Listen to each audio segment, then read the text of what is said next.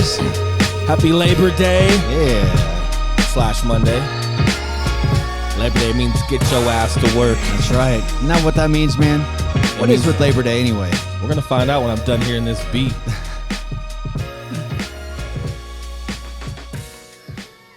I think Fat likes that girl voice. Ooh. He does. It's nice.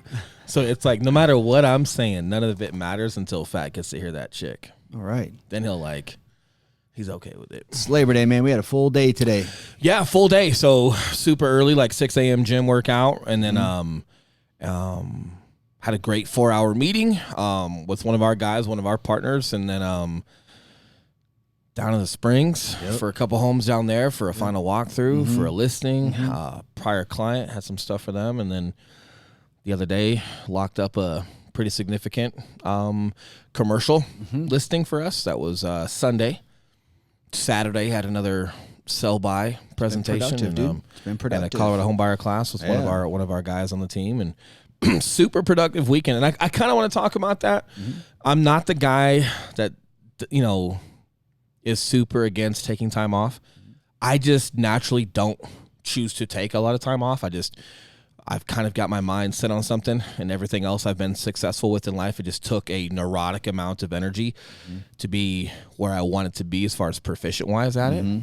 So I apply the same thing here. But I'm not in a place where I want to tell people not to take time. Well, but hold on a minute. Don't you even start with me, boy. Go ahead. Don't you even start with me, Go mister. ahead. Mister. Go ahead.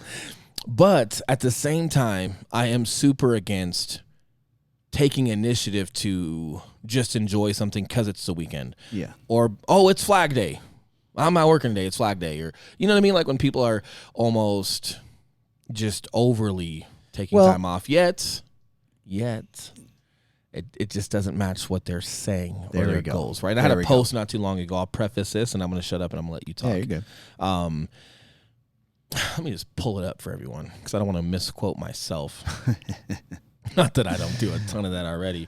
Let's see here. Yeah, right here. So it says, talk without action should be embarrassing. I posted it on Instagram.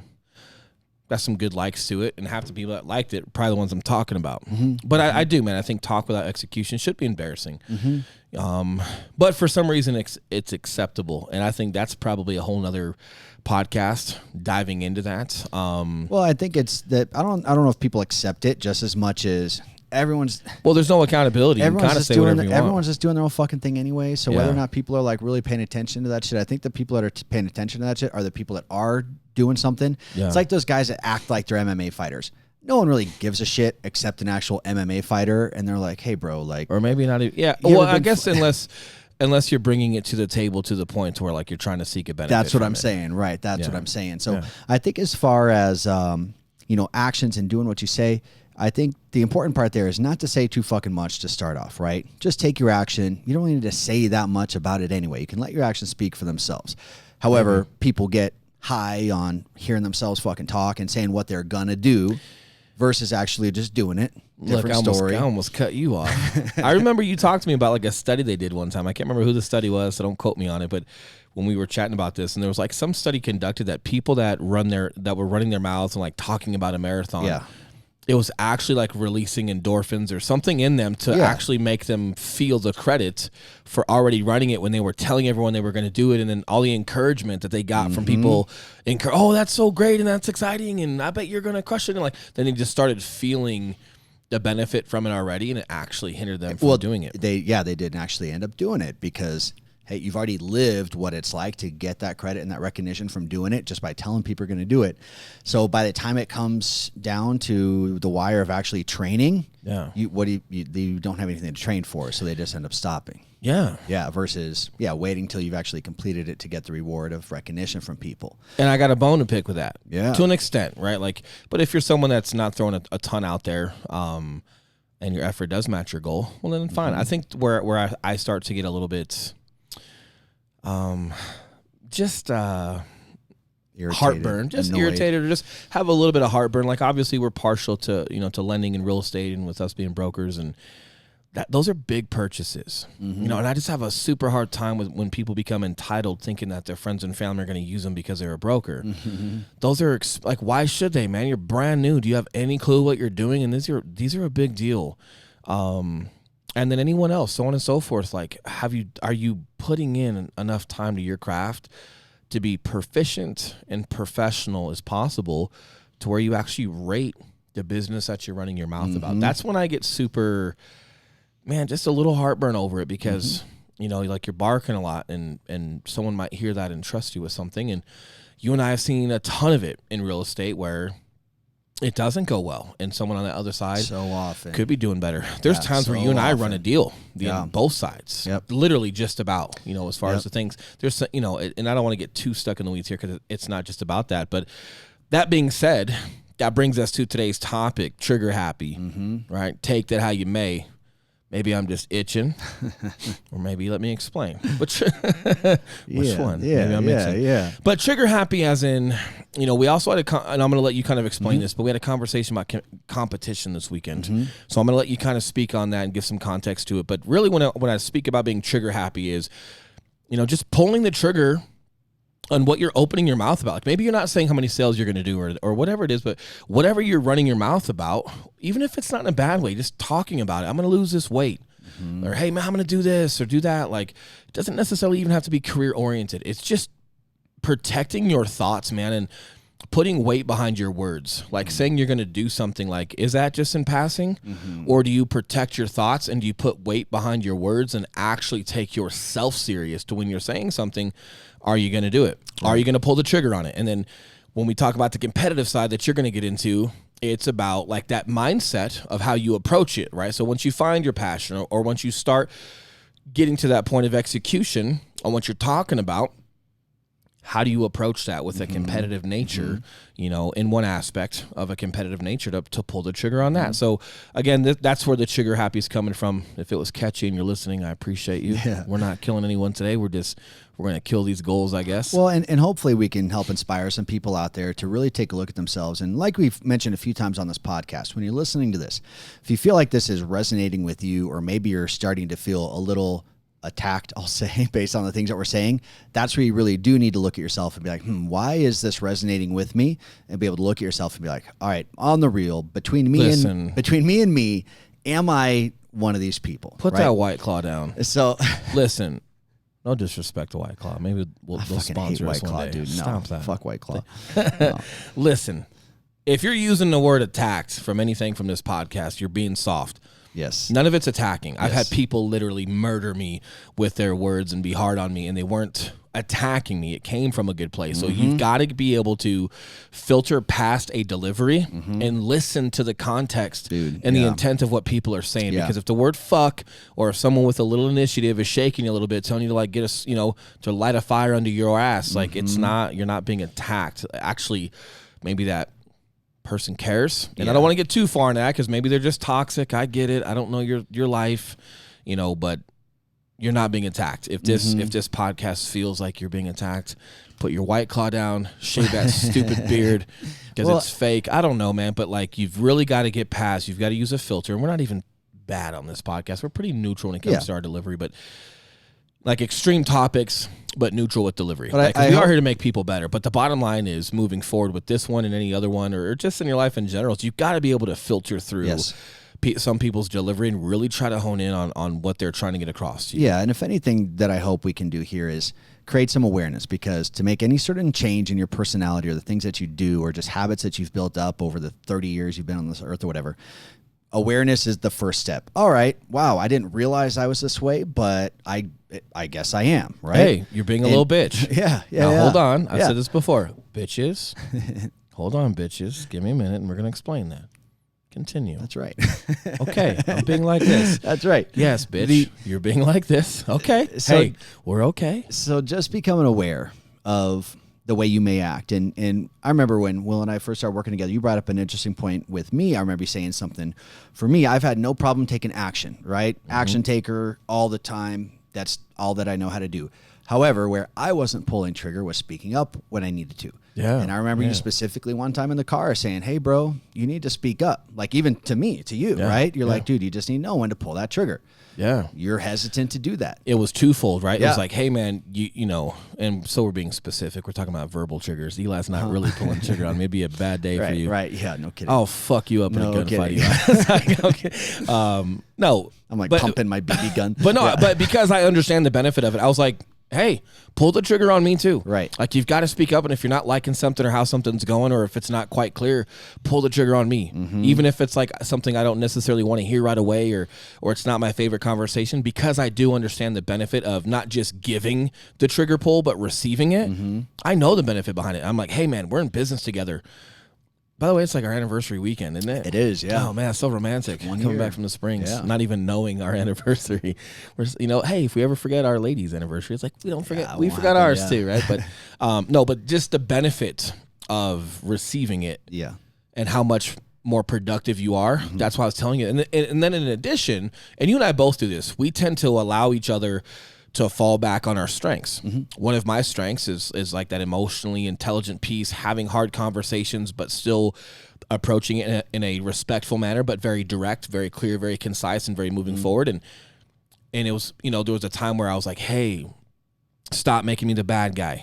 Every time I'm talking to a higher up, every time we're doing this or we need this or we need that, I'm the one having these conversations. And hey, man, I want to make sure that everyone we talk to, they don't think it's just me bitching. Right. I gotta have them hear it from you too, and because you have a slightly different perspective, and you're actually more picky than I am. That's true, yeah. Right, but they've got to not only see that you're more picky, they've got to hear your perspective on it from a business side, so they know it's not just big bad Will being bitchy or moody or something like that. They don't come off moody, but you know what I mean. If there's only one guy saying something, there is an ounce of doubt in there of whether like everyone's unhappy, or is it really a problem that has to get fixed, or is it this Will's ridiculously high standard and, you know, Eli's just along for the ride.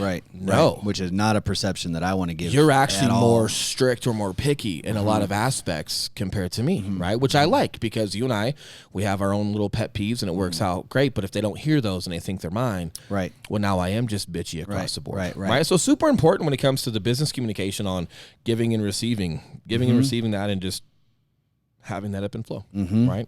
Yeah. So, and then the other part we're going to touch on today, and then I think we'll probably double back on all of these together as a whole and how it all works, is, you know, finding your competitive edge.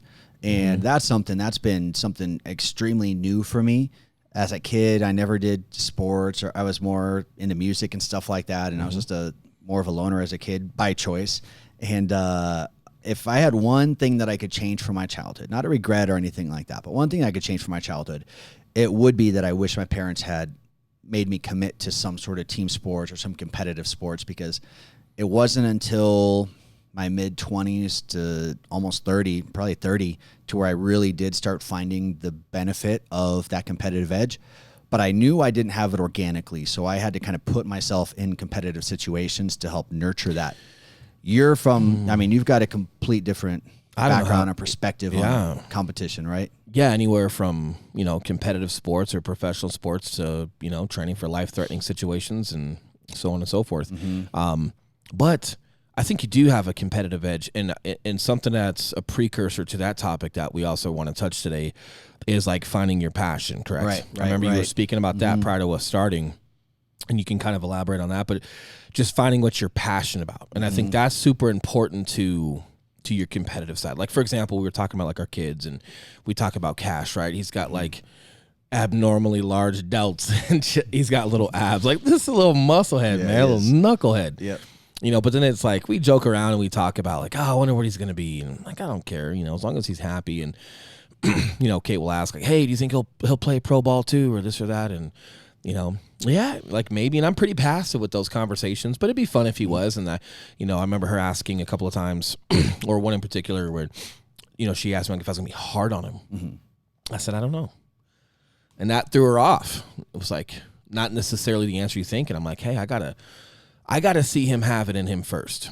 As in, to be specific and give an example. If he's playing Little League, you know, he's playing T-ball or playing Little League baseball, right? And as he continues to grow through his first or couple of years in baseball, if he's wanting to stay after practice and take more ground balls and take more throws, or, you know, if striking out frustrates him, and if he knows he's better than that, like, okay, like I've got something there because he's passionate about baseball. He's passionate about that competitive side as well. Now, if he's just that fun kid that's just a dope and could care less if he strikes out or not, and he just loves a Capri Sun at the end of the game from whichever mom is bringing string cheese and Capri Suns, guess what?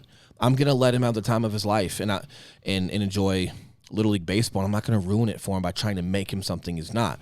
It doesn't mean that he's not competitive. It just means that, like, if baseball or sports isn't what he's quite passionate about, it's hard for me to force that competitive nature into an audience, right, into a theater, to where he's just not passionate.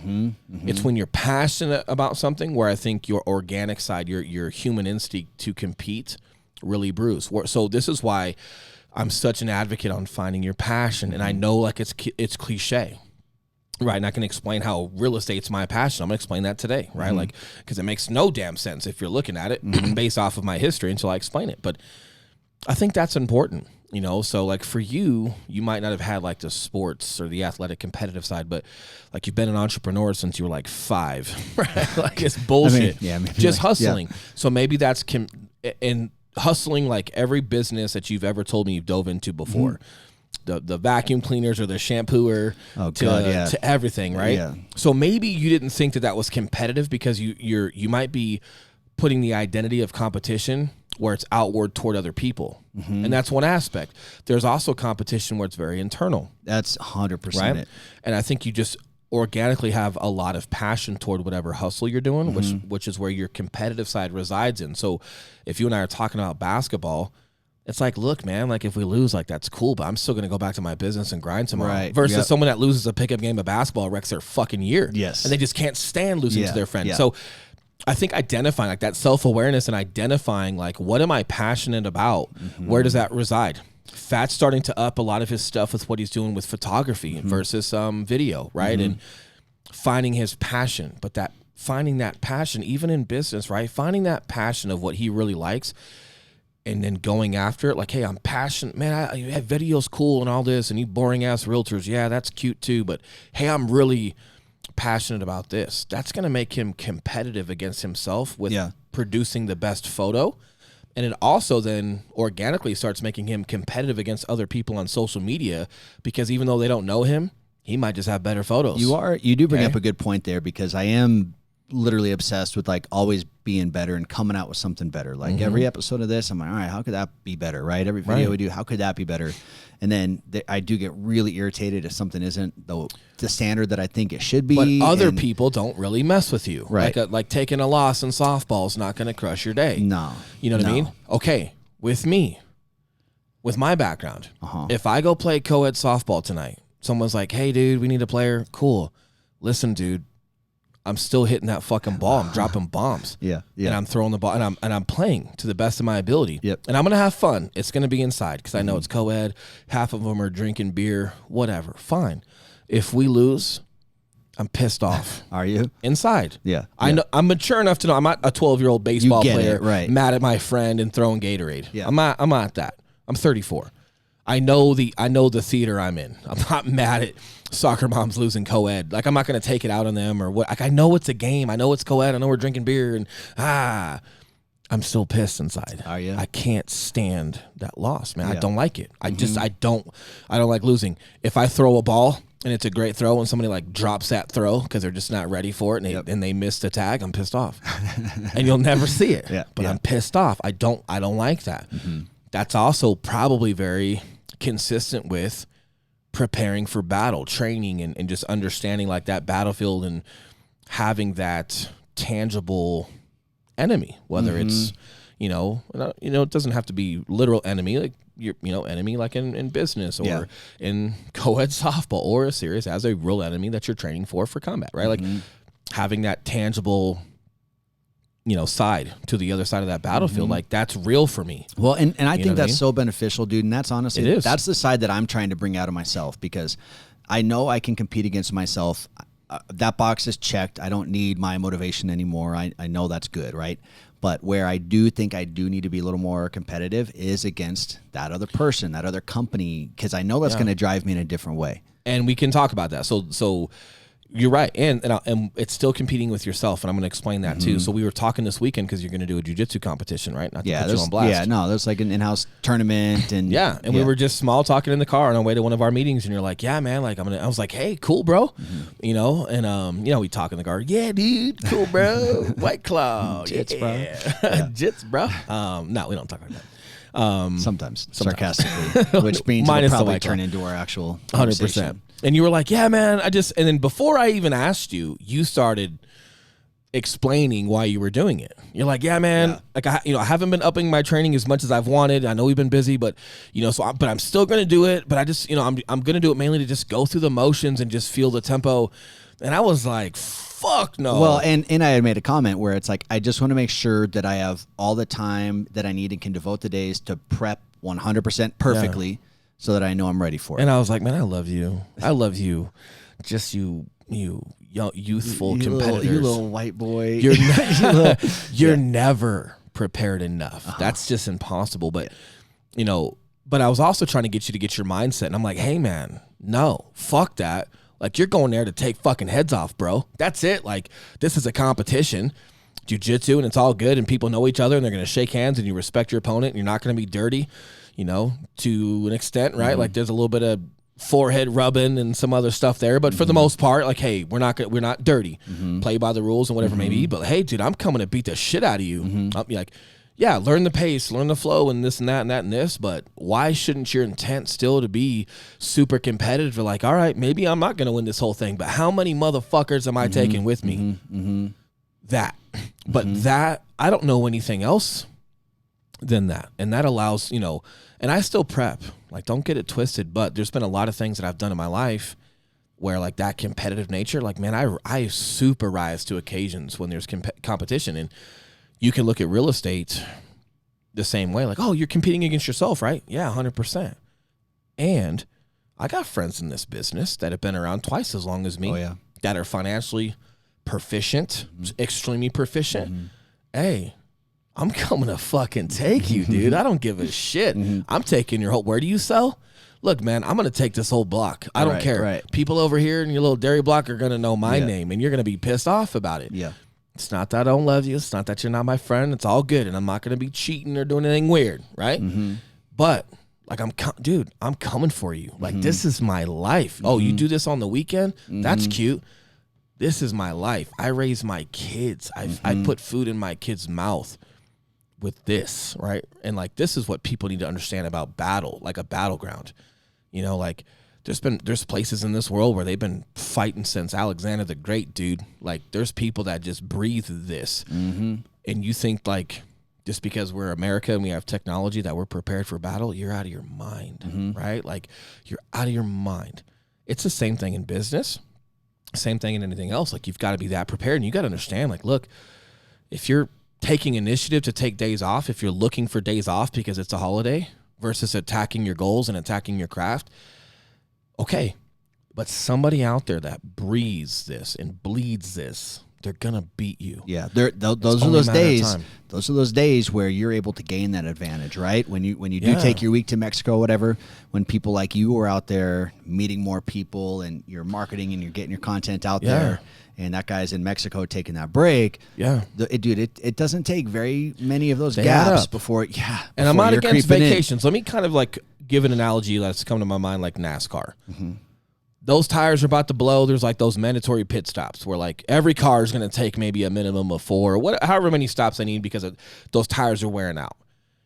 But if that driver decides to stop by in that pit because he has to pee, and then he's thirsty, and then he's hungry, and he's just stopping. Remember Talladega Nights where they were in last place, and that guy's like, I need a burger. And he just gets out of the car. I got to pee. I'll be back in a minute. Like, if that driver is finding every reason to stop into that pit because he's thirsty or wants a hot dog, I'm being extreme here for the analogy, versus just to reboot. Hey, I'm going to stop by, and it's about 48 seconds or 13 seconds to get tires and fuel, and I'm back at it.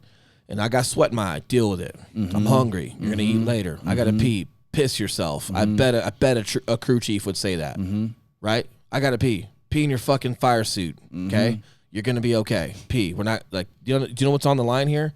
Millions of dollars and your livelihood. This is your craft. You wash your pants. Yeah. I'm not as rich as a NASCAR driver, but I'm trying to get there. But this is my craft. My livelihood, survives on how seriously I approach this. So if I've got goals, okay, so does your goal come first? Right. Or is the initiative to take a weekend off because it's a weekend? Like you need every weekend? You take every weekend off? Oh, and then this is a weekend holiday? Like I remember we were chatting with a guy and he was kind of getting off course a little bit and it was 4th of July and he admitted it. And he's like, man, I'm just struggling and I got to get back into the zone. And it was, okay, we'll talk about what have we been doing? What have we been doing the last couple of days? Like, nothing. Like, with the family. And, it was the 4th of July. And I said, that's a day. Yep. That's a nighttime, a bunch of fireworks and dogs going bananas. What happened to the other 3 days? And he goes, I know. That's where I let it get ahead of me. And to his credit, he called it and he was bouncing back and cool, right? So I'm not talking trash about him. He identified it. But that's exactly what I'm getting at. Like, how much time do you need? And are you taking initiative to just take the time because everyone else takes it? Or do you have goals and a career and a livelihood and a future that you want to establish that comes first? Because for me, and I could be one-dimensional, I don't see having both at the same time. I just don't tick like that. No. And I want to super apologize. I'm fucking sorry. I just don't need that many days off, man. Even that's how I approach the gym. Sometimes I go 7, 8, 9 days at the gym. I take it when I just absolutely need it. I don't have a mandated every Sunday I'm off from the gym. I push my fucking body until it just can't take it. And then I usually go another day to kind of confirm it's just fucked. And then I do and because I'm already there, I'll do some active stretching and maybe some sauna. And then cool, that's my day off because it just was warranted. And it's just enough. So I'm not against vacations. I'm not against going to Mexico. Dude, I'm not against any of that. And I was talking to the team about this the other day because we were joking and people love telling me they're going on vacation, right? I'm being sarcastic. Like, so I'm going out of vacation. And I'm like, hey, let me clear the air. I'm so okay with you doing it. What I'm concerned with is when you're not on vacation, it's like the average person was gone for 2 weeks, maybe 3 weeks on vacation, and we blame vacations. What the fuck are you doing when you're here? Yeah. What are you doing on the weekends? What are you doing in your evenings? What are you doing during your day? Like, what are you doing when you're not on vacation? Yeah. I honestly don't really think it's the vacations. No, it's not. People just don't vacation that much unless you're just that wealthy where you can afford to do so. It's your complacency on fucking weekends or 4th of July weekends or Labor Day weekends or Flag Day or Columbus Day where you're just taking initiative to go do incremental bullshit things with friends that get super distracting and it's a slippery slope. And before you know it, it's 4th quarter of 2019. And nothing got executed. Well, and if that's what you want to do, 1,000% okay. But don't complain when your sales drops. Yeah. When you don't have the money that you were expecting at the end of the year. When you don't hit your goals, just don't complain. Like, take your vacations. That's all 1,000% okay. Just don't bitch about it when you don't get the results that you were expecting. Yeah, right? And again, like when we're talking today, I want to hit more on like what you're doing when you're actually here because I don't know anybody, and we have some pretty wealthy friends, and even they are gone like 4 weeks out of the year. Okay, do the math on that. Well, and again, that's also a different phase. It's a different phase, but even if everyone had that, even if the government, which would be awesome, right? Even if the government paid you to have 4 weeks off, even if you were an entrepreneur, the government just fronted you money for 4 weeks of vacation for your year. Do the math on that. It's 4 weeks. Like that is it. That's 1 month. That means there's 11 other months here. And you're not even gone for an entire month. So it's not like you've lost complete momentum. You might be gone for a week or two at most, right? Yeah. Like I really feel like it's these weekends that start running together. It is. And then you're like, let's say you take 2 weekends off. And throw evenings in there too. When you're done at 5 o'clock and you're not going to bed till 11. Yep. And then you plan to get back on it. Yeah. And then, but then Labor Day weekend came and all your friends are going out. Oh, okay. Well, no, the following weekend. Okay. Well, Thanksgiving is right around the corner. Next thing you know, you're 50. What? So that's what I'm getting at, man. It's like I'm really, the more I think about it, I'm not against the vacations because again, those actually cost a substantial amount of money if you're going to do it right, and they can be beneficial, super beneficial. Compartmentalize, put some things away, but I really want people to stay focused on your evenings and your weekends of just how much time you're wasting. But then we tend to like maybe blame the vacation because it gets more attention when in reality, look, man, you're just not doing shit. Well, that's like you're blaming the the cheat meal you had the other day, and it's like, hey, it's not that meal, it's the shit you ate the 3 months prior to that. You Who know, you talking the to entire right now? 3 months prior to that. No cheating on this. Ah, bro. you will. Shit, you. Shred City. But Over people here, are like, son. oh, I shouldn't have gone to that buffet yesterday. Right. It's like, Or the nah, last dude. 6 months. Yeah. No, Same 100%. thing. So I guess back on topic, and you can kind of keep, I know you've got some Mm-hmm, notes here, and I've got some on my phone. You can kind of keep me on track, but and we can kind of get your thoughts on this. So that's my perspective on like that competitive nature is, you know, some people might be more internal. Some people might be more external. That might be the difference between like wrestlers and jiu-jitsu guys versus team sport guys, where it's right. like it's very external. You're relying on teammates to go beat another team versus, and you could say wrestling and jiu-jitsu, well, hey, that's still external toward someone else. True. But you're super accountable to yourself if you lose. It's on you. It's on no one else. That's why I love bodybuilding. I love boxing. I love jiu-jitsu. So I love think yours solo is more sports. internal, right? Complete solo. Yeah. And if someone beats you, you know, like, that guy just beat me on that rear naked choke, and he didn't win. Yep. Like, I messed up. And that's interesting you bring that up. I let him do something. I'm fucking better than that. So it's still a battle against yourself, even though you're going against someone else. Yeah, I just like the knowledge of, okay, if I do the best that I can, I did the best that I can. If that guy was just better than me, I'm 100% okay with that. What I'm not okay with, and this is what's interesting because I'm seeing all this kind of come to fruition in the way we both kind of run our businesses and the way we interact with the team and stuff, and the way we interact with people that we're partners with. What I don't like and I've never been okay with is when I do bust my ass and I do throw that good pass and somebody else drops it and then we end up losing. That's what I'm not like, I don't handle that stuff well, which I think is why in business I'm 100% okay. Whereas you want to try and fix the person and make them better. I'm like, all right, peace. Like, I'm out. I don't even want to be I hope our team is hearing that right I now. don't want to be the bad. I'm not the big scary one. I'm the big Care Bear that still wants you to be here. That is Eli's true. already X'd you off his That list. is true. I am the one. I will just, you probably won't hear from me. We just won't do business together again.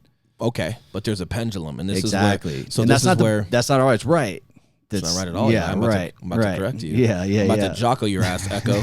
I should start saying that. Good And the right evening. answer is probably somewhere in the middle. No, fuck that. Good evening, Echo. Let me school you. Let's hear it. How many times, and I'm just asking it, this isn't toward you, but I'm asking a question, answer to the best of your ability. How many times in jiu-jitsu, you know, or like, I know very few in wrestling, but how many times in jiu-jitsu do you see like an underdog win? Probably not very many, right? You got some dominant guys that continue to dominate. Usually the better guy's the better guy. Usually the better guy's the better guy. Yeah. But in team sports, how many times, even in regular season, right? Like when you watch a team beat the Yankees that just have no business beating them. Interesting. Or when you have an underdog, like when you have like the Broncos when Tim Tebow was the quarterback winning playoff games, they weren't even close to the best team. Here's the difference.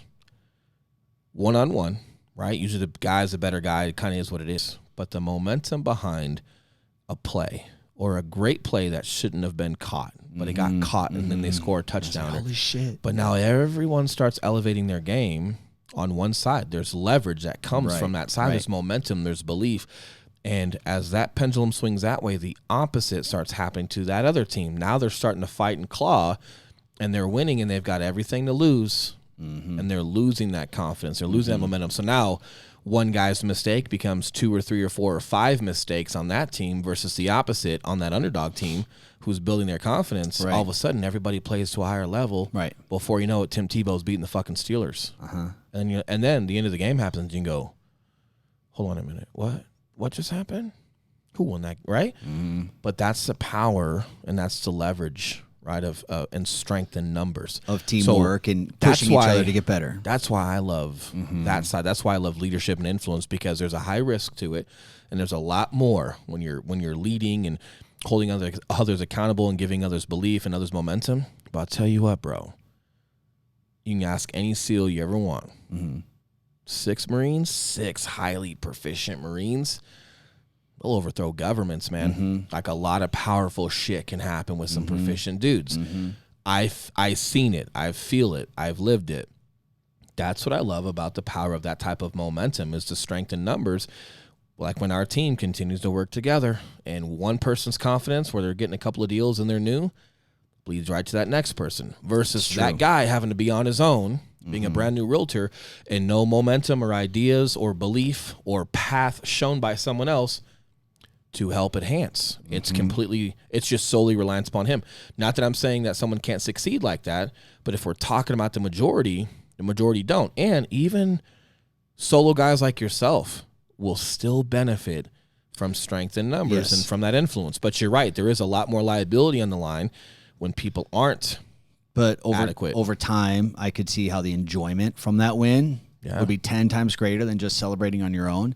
And honestly, that's one of the reasons why, if I could change anything from my past, I wish my parents would have encouraged me more to be in team sports like that. And you're kind of doing it now. Like, what happens if I lost my cool with a client and we lost that client? Would you dump me? No, we talk about it and we support each other. But and here's the deal. That guy was a fucking asshole, huh? Okay, but that's that guy dropping the ball. Right. It's like, hey, you know what? He dropped the ball this time. I'm going to drop it at some point. So you know what you learn if you, even from Little League on. I had great Little League coaches, man. Like, somebody made an error or dropped the ball, they didn't let you dwell on it. Hey, all good. And you know what they'd say? Somebody pick him up. Tom Zanella. That's cool. Passed away a couple years ago. Phenomenal guy, right? Just his sons played on our team, and we weren't some hand-picked team. We were just guys that came from the same neighborhood and played super competitive and did really well. You know, we were in the Steamboat Little League World Series in Colorado and just some cool stuff, right? But I remember him to this day. If a guy made an error, especially when you're 10, 12, 14 years old, you want to throw your hat in the ground, or, he wouldn't let you. It was, hey, all good. Somebody pick him up right now. Somebody make a play. That's over. That's done. Somebody needs to step up, make a play right now. If somebody dove and caught the ball or somebody made a good strikeout and got us out of that inning, hey, okay, great job. And that leads into some momentum. Hey, now we're up to bat. Okay, let's get after it. You know, so it teaches you like that loyalty and forgiveness to that. And guess what? Put yourself in the shoes of the guy that dropped the ball. Yeah. It's one thing to let yourself down. But when you feel like you've let other people down, it's brewing this work ethic in you to get better. Yes. So that's also why strength in numbers are great, because now you're accountable to more than just yourself. And when you're making mistakes or you know you're not putting the effort in where you should when other guys are, there's a layer of guilt there that makes you want to be better, unless you're a sorry motherfucker, right? But in anyone that's in my life right now, right, all of you guys included, I don't think that of anyone. But I also like that strength in numbers, because when everybody's doing their part, look, mistakes are going to happen. But the person that made the mistake, they're going to pick themselves up, and you're going to pick them up, and they're going to get better because they don't want to feel that again. You know what I mean? Yeah. Versus being that solo guy, it's really hard to duplicate that. It is, dude. It is. And just like the sweetness behind the win. Again, it's not the same when you're by yourself. It's not the same, dude. No, but even in bodybuilding, you're celebrating with a coach.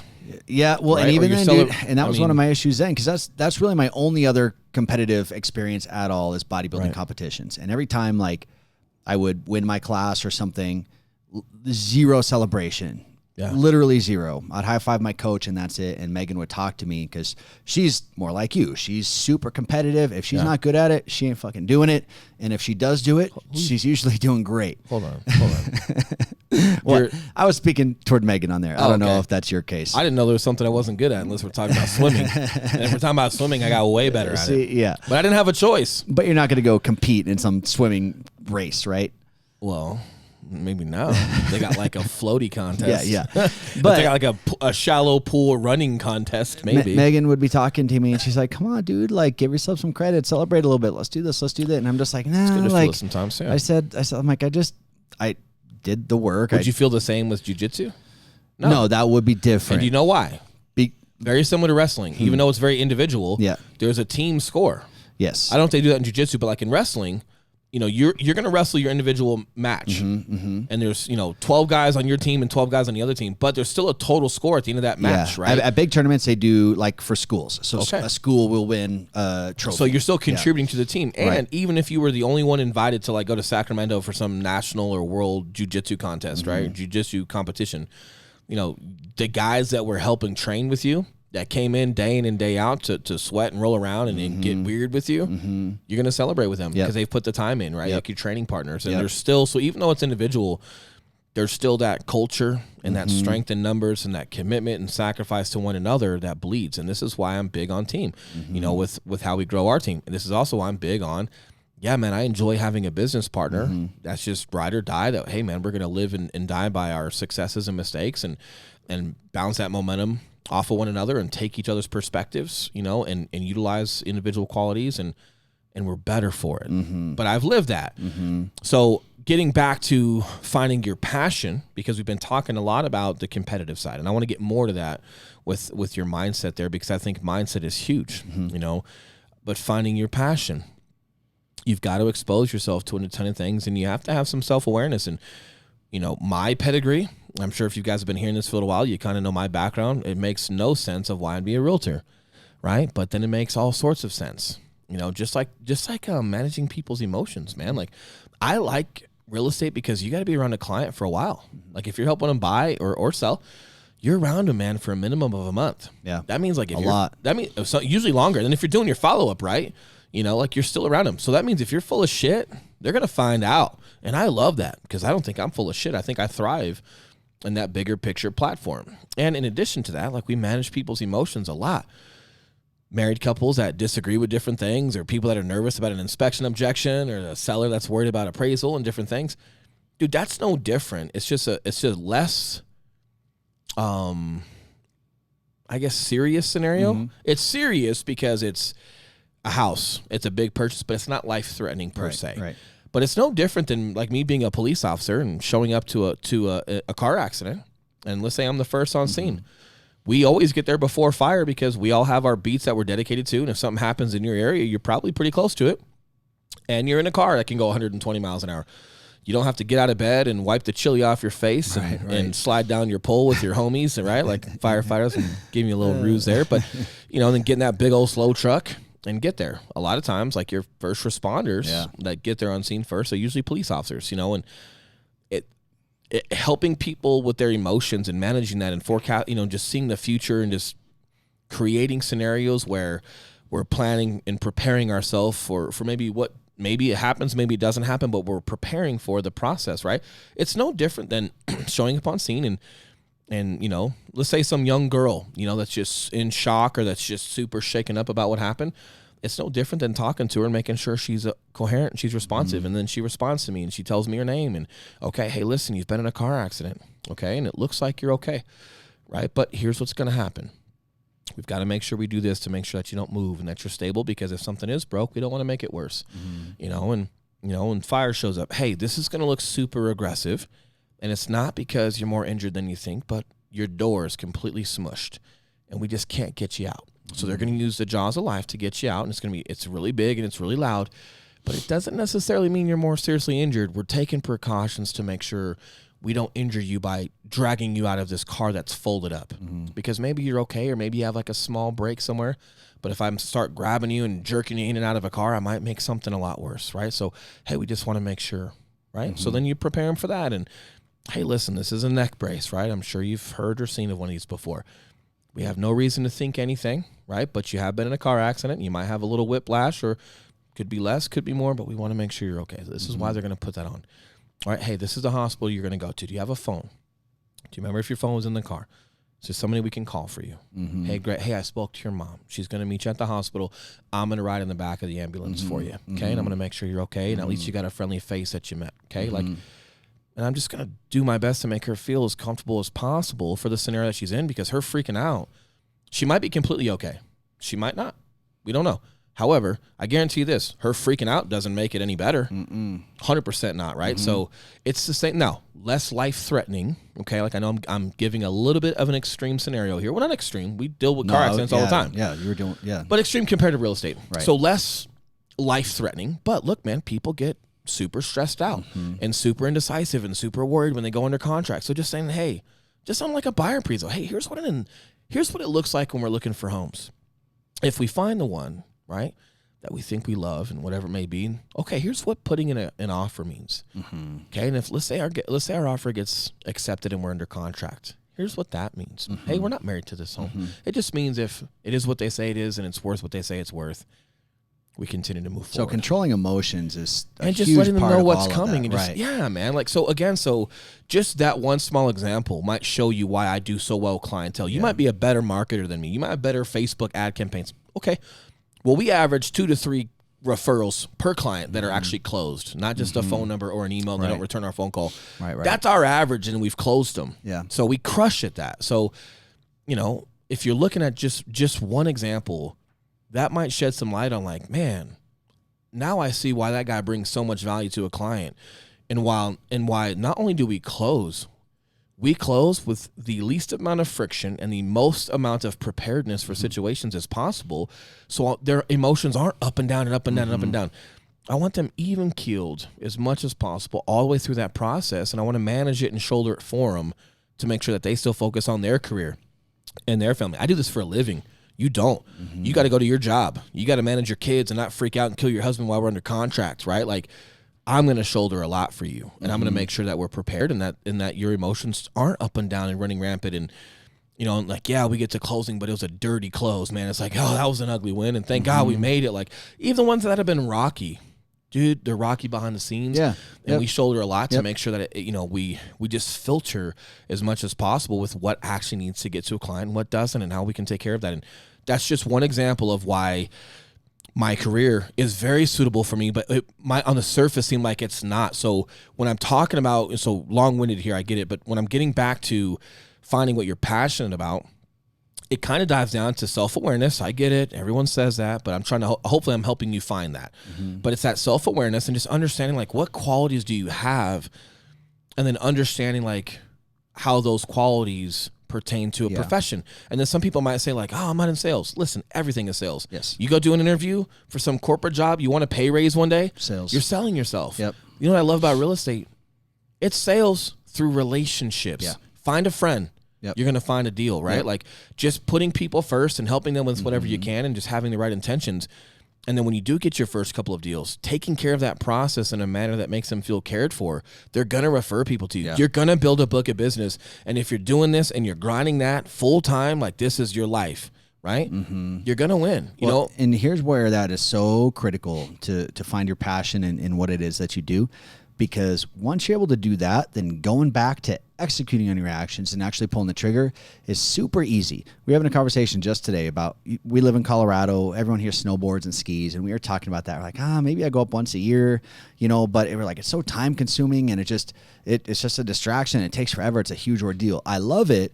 However, not to give it the amount of time that it needs. And then, we were talking about, like, we're so fortunate that our hobby is our business, because where other people need to go escape and go snowboarding for 4 days because it's their hobby and they're escaping their work or whatever is going on in their life, you and I don't need to do that. We can just keep working, because that truly is our hobby. That is honestly relaxing for me. I do feel good when I'm doing that. I feel productive. Yeah. That's not a stressor for me. Like, I know people are always like, oh, you work so much. Like, don't stress. My mom had a heart attack recently. She's always like, Eli, even before that, Eli, I'm worried about your heart. You work so much. And I said, Mom, my stress, though, is literally zero, non-existent. I love putting in the hours. It doesn't feel like work.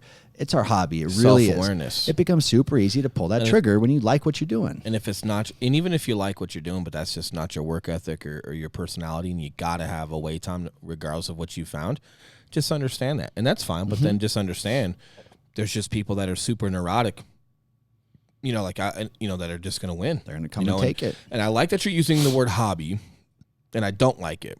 I like it because I think it's relatable to people, where they're understanding what you're trying to say. Yeah. What you enjoy to do is also what you do for a living. Yes. Yep. True. Not what we do on the side. I've never had a hobby. Right. Like sports and doing the best that I can and achieving a professional level. Being proficient in the Marine Corps at every job I had there.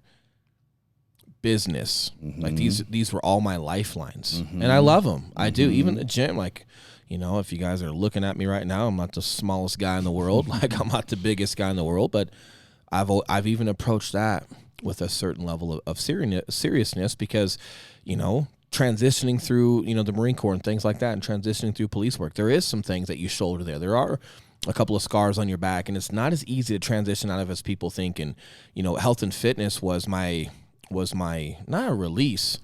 It was just what kept me focused and kept giving me perspective to moving forward. And I also think there's just benefit to endorphins and certain things that keep you from going down a slippery slope. So to a sense, like that, even the gym was like my lifeline. So, I don't know if I have a hobby. I don't know if I know how to have a hobby. Well, my hobby might be like, hey, co-ed softball. You want to play every Tuesday night? Like, yeah, cool. But if we lose, I'm fucking mad. Yeah, and then I want to, like, in the politest way possible, say, hey, we should all practice and unfuck each other, please. Like, because, or I just won't play. Like, because for me, man, I just, everything I've done has, like, been that lifeline for me. Well, it's not necessarily it's have what you're passionate about and being proficient. And when I say hobby, I don't mean anything part-time or like you're 1 foot in. Correct. I mean, just, what you find enjoyment in doing. And I'm glad you used the word, because I think people are, when I keep talking about my lifeline, I don't think that's as relatable at first as people understanding what you're trying to say of like, hey, as much as you like and enjoy a hobby like snowboarding, that's how much I like and enjoy my career. 100%. Right. When I was a trainer, so what do you do for fun, man? Work out. No, like you're already at the gym. Like, what do you do for fun? Biceps. Like, I love what I do so much. That's literally what I do for fun. And I encourage people to find that, and I know Gary Vee talks about that a lot. He probably has more context to it. Maybe he's obviously scaled, but he goes as belligerent as when people are like, well, I like Pokemon cards.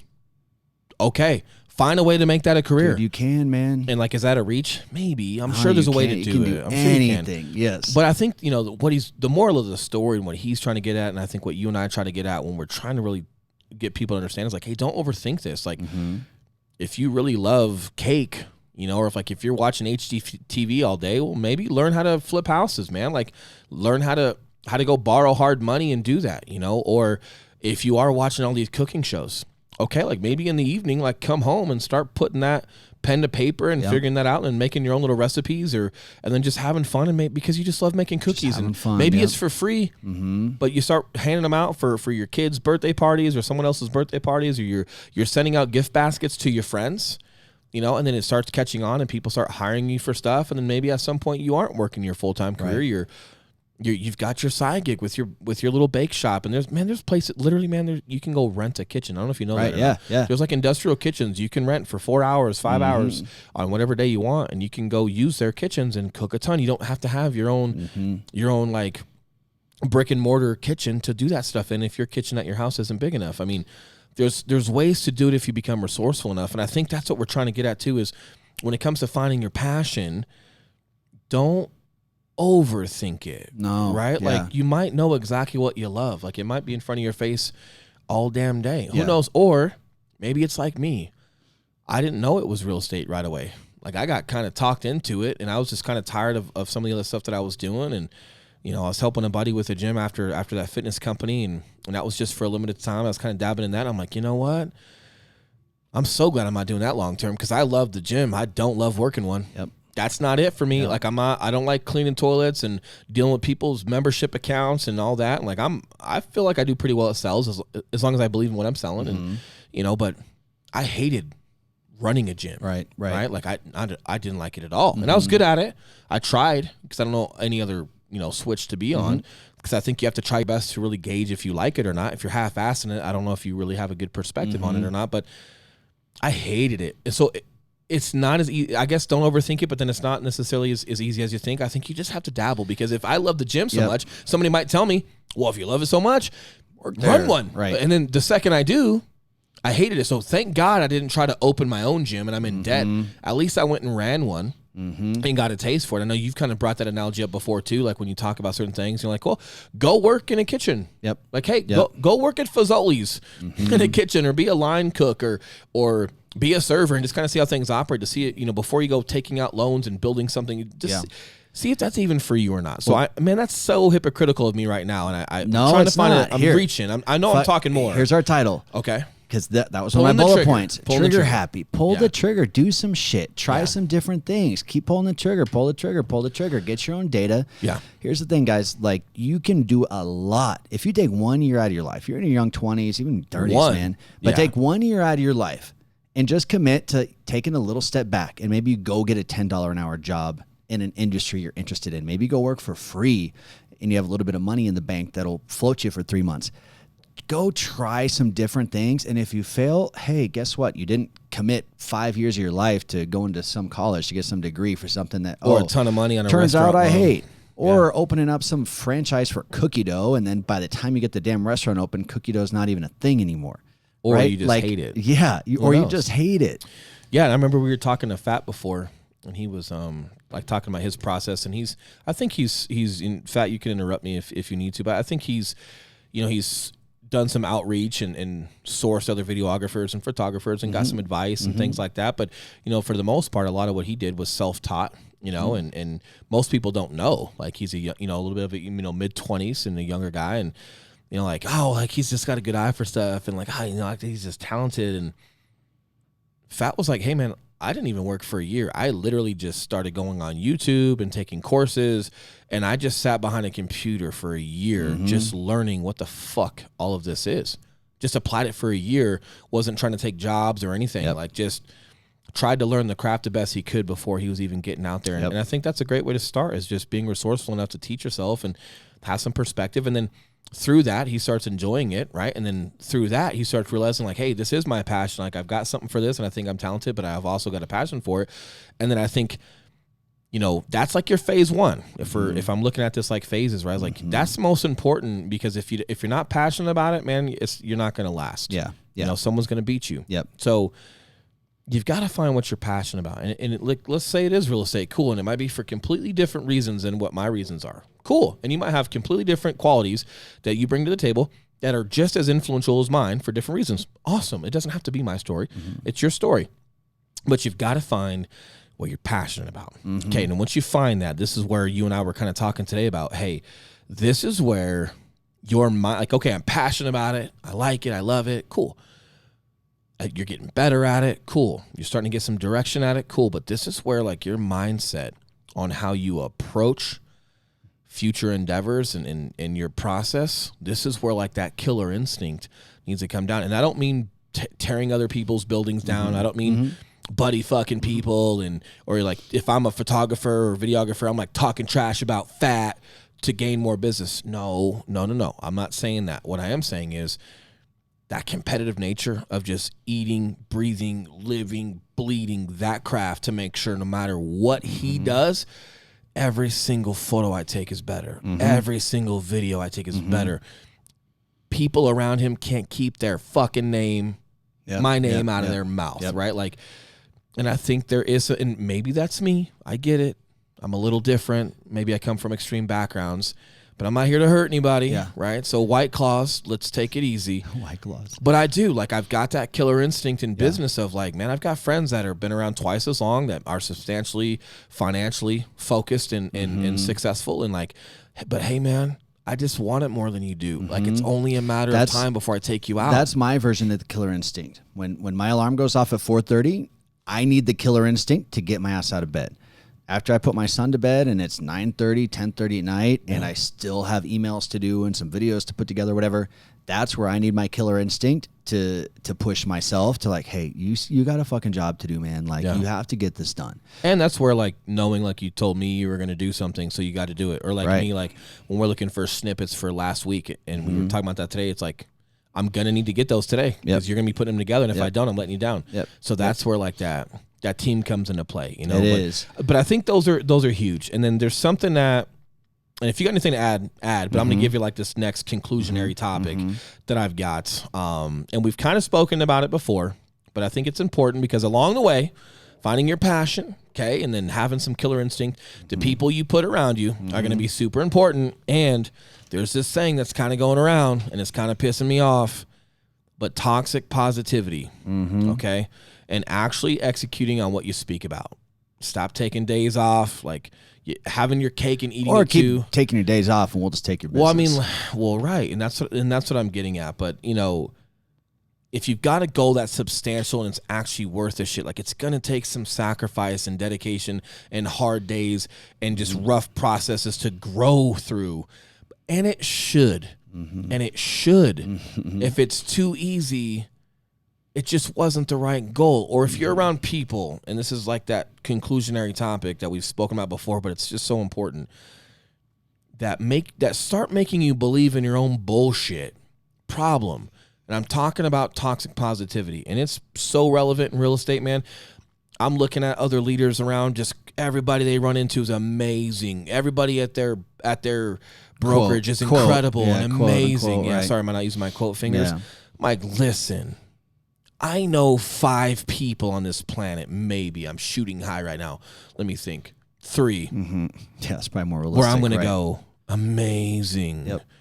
Right? Like, Tosh, one of them. Mm-hmm. And guess what? If our big bro was here right now and he heard me say that, he'd probably smack me. Mm-hmm. And he'd go, I'm not amazing. Yep. He still wouldn't take it. Yeah, he would. But you got mediocre people that are not only dishing out those super high compliments, they're also more than okay to take them. Mm-hmm. You're not incredible. You're not amazing. And if you've been at something and you're doing it for your first couple of years, like, have some perspective. I'm not amazing either. I don't want this to be taken out of context like I'm the shit. Nope, my shit stinks like yours. Okay, I accidentally put my finger through toilet paper every once in a while, just like fucking, That's hilarious. Tony Everybody, Robbins. Hey, yeah. Tony Robbins, I know your big ass retarded hands break some toilet paper, bro. Okay, so I know you're smelling shit sometimes. It's all that's good. Hilarious. Benefit is I'm left-handed, so that's you shake funny. my right hand. So you never shake the hand I wipe my ass with. How you feel about That's that? funny, So dude. to all you lefties out there, we're Yeah. just cleaner. Yeah. Anyway. That's funny. I So, digress. But my biggest thing, let's get back to it, and I'll let you comment on Yeah. it. But the toxic positivity on your way up, just as much as we're so, aware to like call out the haters and the naysayers, and they hate us because they ain't us, and they're peanut butter and jealous Yeah. and all that bullshit, right? Whatever movie that was. I think there's a lot of noise around haters nowadays. It's been around for 15 years, and people are super aware of calling out the haters. I got it. There's this other thing. There's sleepers. And it's all of these people that are just, it's just toxic positivity. It's a bunch of average people doing average things that are over enhancing their comments and overusing their vernacular to make things sound incredible, and they're not. mm-hmm. And it's a slippery slope there too, and if you're around those type of people, like, you got to be careful, because there's a ceiling to your growth there. Okay. Because apparently in their head, they've already made it. They're already incredible and amazing, Yeah. but they're 2 deals in, and I'm looking at you, not you physically, but they're 2-3 deals in. They're nothing, but they're already using those words. So I guess with the perception that they're giving off, they've already made it. So if you're already incredible to them and they're already incredible to themselves, and everybody's just leave it to beaver there, well, if that's as high as you want to go, cool. Okay, and if you just want your ego stroked, cool. But you're not going any higher there. Mm-hmm. But secondly is just starting to believe that. Like, give yourself some more respect and just understand, like, how long have I been at this? Okay, like, we were out with a guy today. We had a 4-hour meeting with one of our, good Gavin. Mm-hmm. I'll say his name. Gavin, what up, dude? Going over a meeting for some game planning for fourth quarter with what we're already executing, and then planning for 2020. We got some really cool ideas for recruiting and just being a no bullshit approach to how we want to recruit and how we want to expand in 2020. And to anyone else, right? That dude has made it. I'm not going to say his income on this because I do not have his permission to speak about that. He would tell you it's not important, and it's he's not. successful. I Yeah. get it. Super financially successful, but he's also got an incredible family, right? He's got an amazing wife and all of his kiddos, and he's one of the few guys we know that is, in all facets that we see, professional, individual with himself, Fitness, family, spiritual, family, yeah. well-rounded, Yeah. solid, phenomenal dude. Yep. And on Labor Day, he's meeting these 2 knuckleheads on Labor Day for 4 hours. At his office, it's shut down. There's not a single person in there. At all. And no one was there, just us 3. And to anyone else's standards, he has more than made it. But that's what I'm getting at. I don't think that hunger, if that killer instinct is in you, not only do you still want to be a killer and he wants to grow himself. He was talking about his goals today and things that he wants to accomplish, right? Like, he's still growing. He hasn't made it, and he's just, we're a charity case for him. Not at all. He's still growing, right? But on top of that, he does enjoy being around other people that want to continue to grow. And him and I have spoken personally, and him and I talk about leadership all the time. We used to meet once a week, and he would ask me a ton of questions on leadership, and I'd ask him stuff about business, and we kind of feed off of each other. He doesn't care if I make more money than him. He understands the depth of how long my career's gone within leadership roles with very high risk, serious situations. And he understands the value that's behind that. And he takes as much as he can for me, and then vice versa. So there's value there to one another. Yeah. But the dude's 25 years in the game, and he's super, super successful. Probably wouldn't have to work another day in his life. He's one of the most passionate guys I know, too, which But I he's think still is a big after X it. factor. Right. So I love being around that. And I've been at places where that toxic positivity was around all the time. Yeah. And I felt like an alien because I'm standing there like the damn Matrix, right? Like, no one's moving. And I'm just looking around like, hey, am I the only one like not feeding into this bullshit. And I felt like I was one of the better producers there, but I was like, man, like, no, dude, I'm new. I'm not shit. Like, right. And none of what I've done in my past that people want to admire matters unless I figure out a way to apply it now. And then I make myself productive now. Yeah. Otherwise, they're just a bunch of stories I can tell my son one day and stroke my own damn ego. Cool. Yeah. I'll probably do that one day. Here's why it's so beneficial to have somebody like you open your mouth and speak up. A couple reasons. Because the people who are faking it, a lot of times they're just the loudest people, right? They're the loudest people. They say the most bullshit, which, guess what? Over time, like, you can fake that for a while. Entrepreneurship and real estate and just business is something that you can fake for a bit.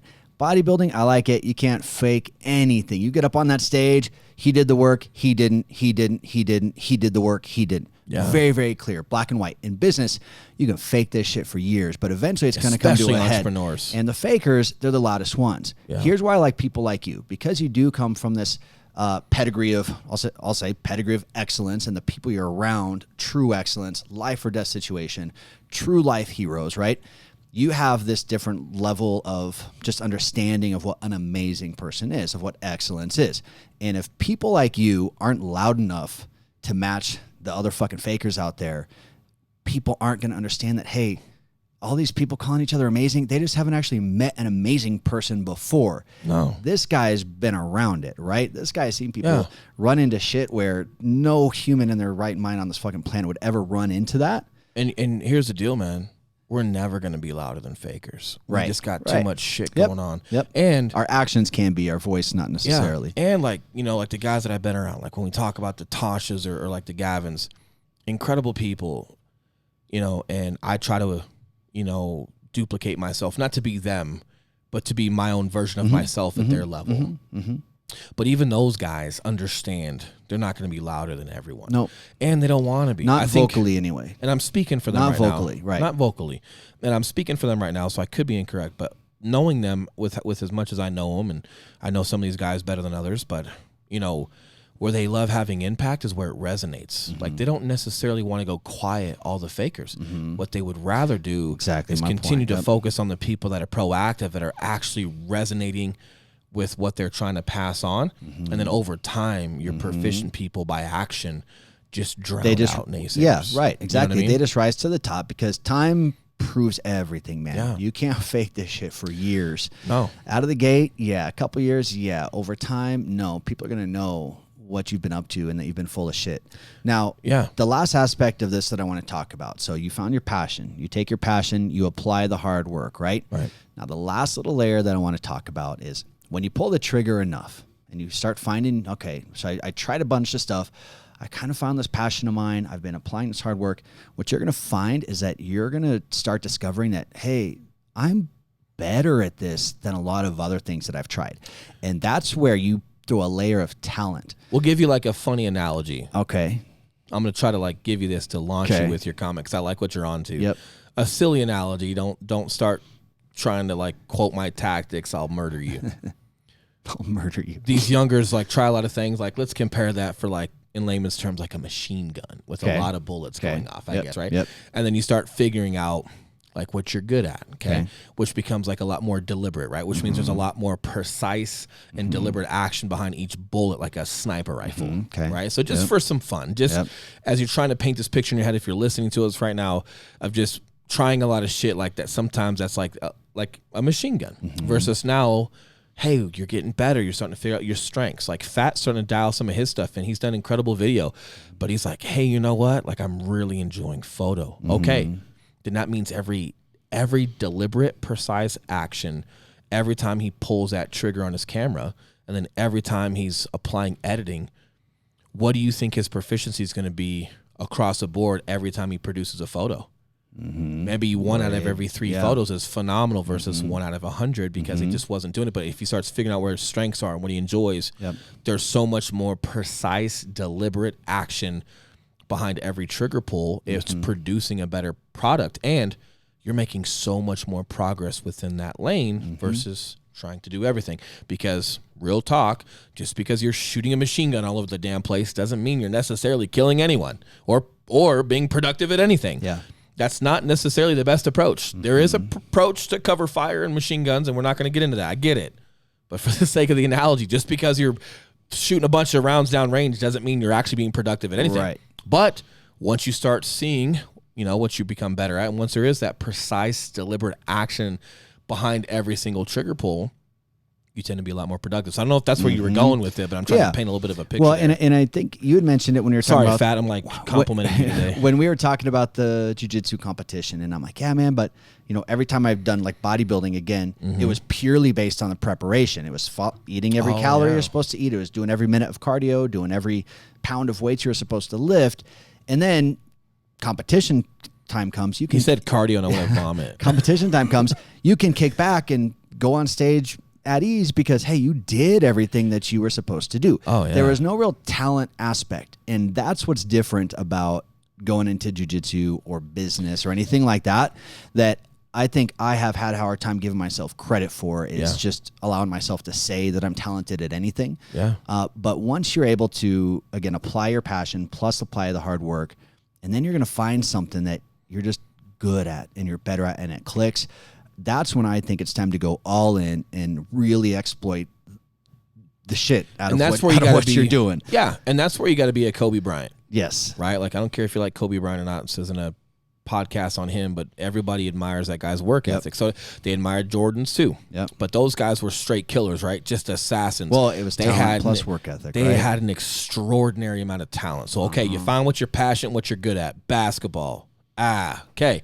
But there's a lot of just early mornings and late nights and just a lot of grueling hours where I bet basketball or training for that craft wasn't their favorite thing. But they considered themselves professionals. Yep. And this is the other thing too. And you're not gonna I don't like sewer inspections, okay? Like I don't enjoy that. Like there's things in every craft that you don't enjoy, right? Like, but there's a side of just being a professional and understanding what kind of comes, like what's the nature of the beast and what kind of comes with the territory when it comes to being a professional in your craft. And it might be like, for example, like Fat, I'm going to use you as an example, Fat, with like because he does great photos and he's really loving photos.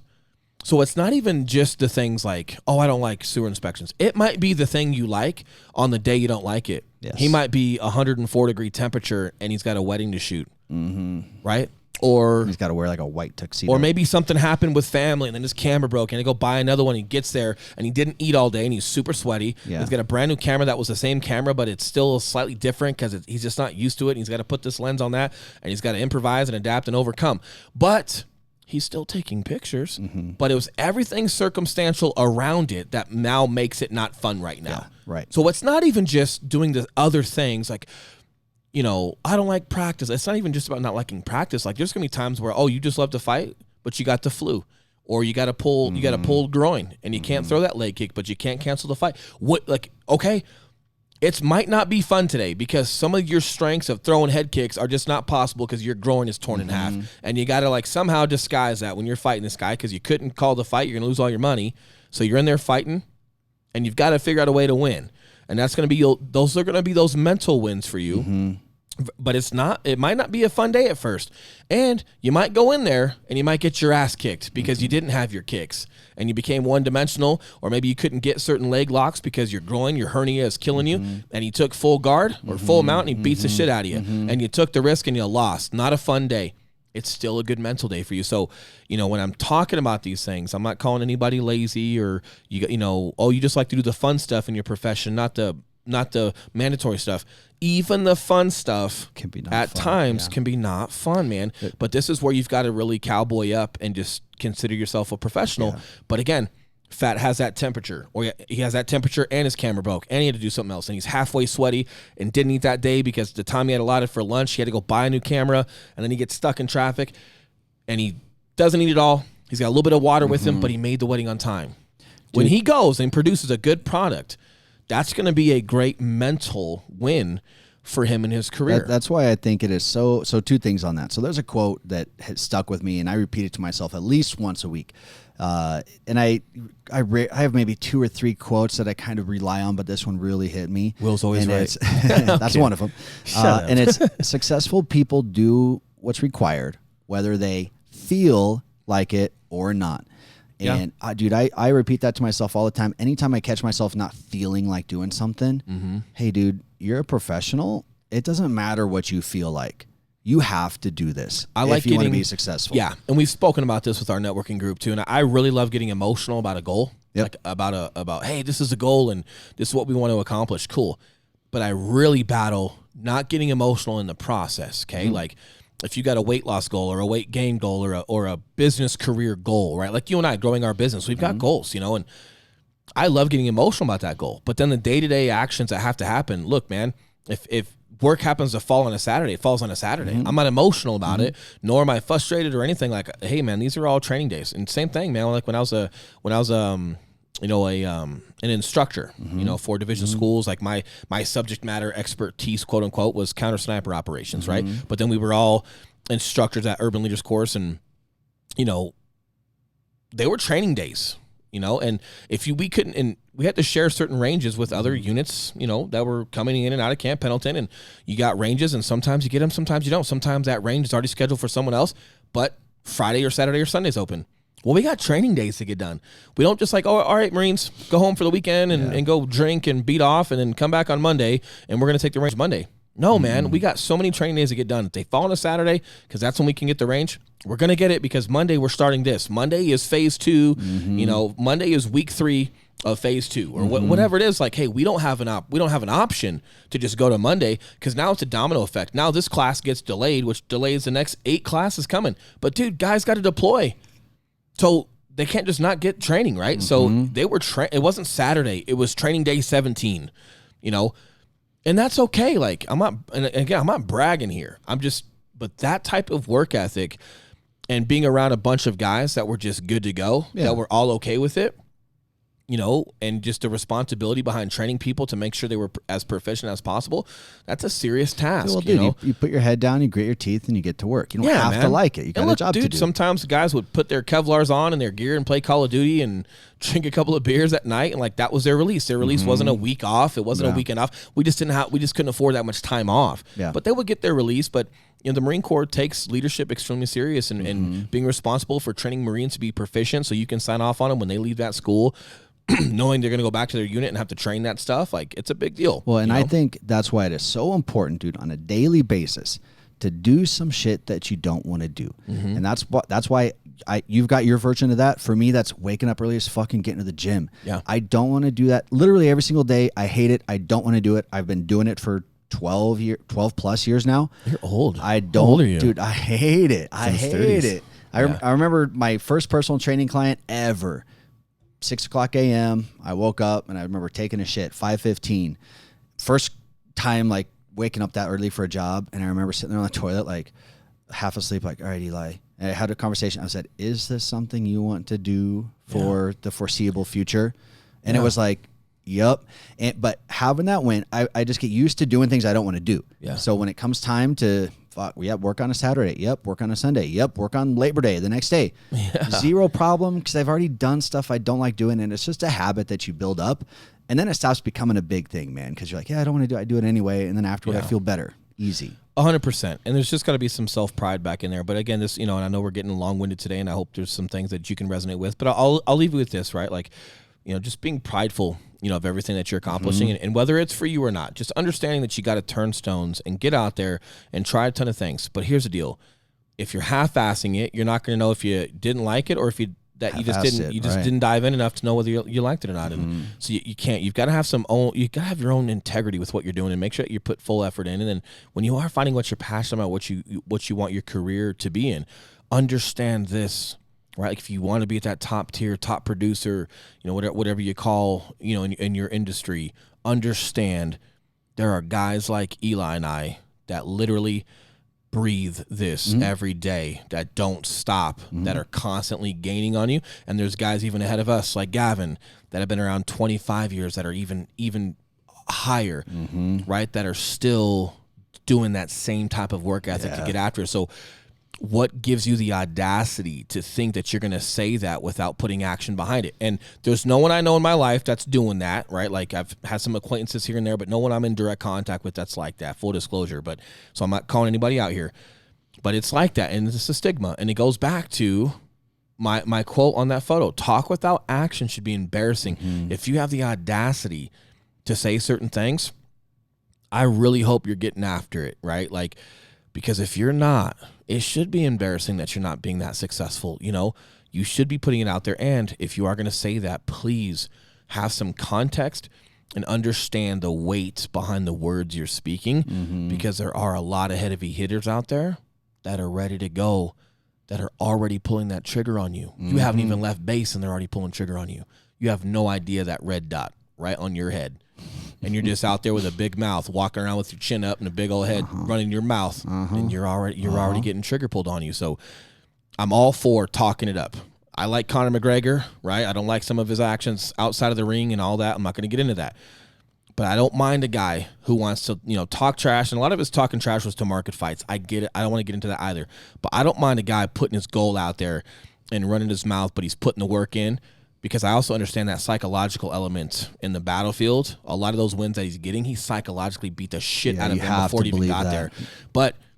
And I'm not as loud as him. I don't go barking my goals. I don't go barking anything I'm going to do. Not even with close friends. I don't bark at you. I don't bark at Gavin. I don't bark at anyone. We might talk trash here and there, and that's about it. There's a couple of friends and acquaintances I have that. Well, especially now that expectations have been set. Right. And here's the deal, man. Just acquaintances we've known. There's a couple of people that are, hey, I'm going to be this, I'm going to be that, and we talk trash back and forth, and it's lighthearted, and that's all good.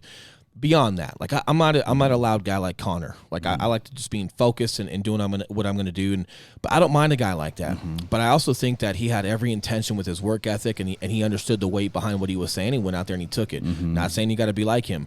What I am saying is, whether you're talking to other people or yourself, and understand this: what's more powerful and what you should protect more than what you even say to other people is what you allow to say to yourself, and what you allow yourself to believe. The audacity to allow yourself to believe something, but you don't even understand the weight behind what you're saying, or you're around toxic positivity where mediocre is now incredible. You got to understand like these layers before you go having that expectation on yourself, or saying it to others and allowing others to have an expectation on you. Like, you really got to be careful and just protect your words and your thoughts, and just understand the weight that goes behind those. Because there are hitters out there, man, like they're already pulling trigger on you, right? So I think that's important. You've been warned. You've been warned. You've been warned. Coming at you, you're getting 86th. That's right. If you're in real estate, you're getting 86th. That's right. Happy Monday. That's all we got. Happy Labor Day, guys. Happy Labor Day. Thanks for listening. We'll be back Friday. Another great topic coming at you. That's right. Fat, we appreciate the participation with great examples today, as always. Enjoy your week, guys. Go kick some ass. Later.